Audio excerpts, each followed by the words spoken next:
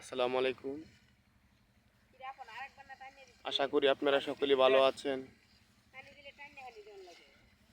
এই যে ছোট্ট বাবুটা দেখেন কত সুন্দরভাবে এই যে বাদাম ক্ষেত কিভাবে ঠাইনা দিচ্ছে, ওর জন্য আমি দোয়া চাই।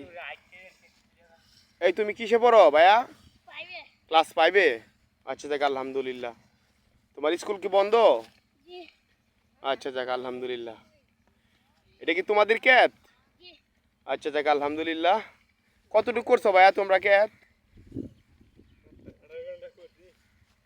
প্রায় 17-18 ঘন্টা না?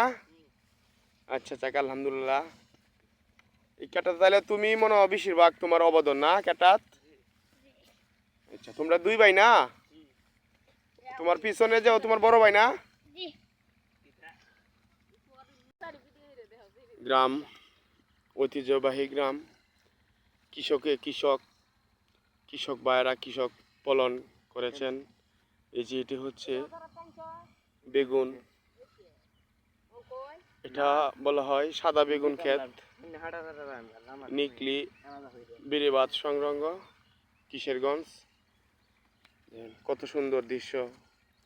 বর্ষাকাল যখন আসে তখন এই যে বেড়িবাঁধ দেখা যাচ্ছে, তার পাশাপাশি পানি চলে আসে।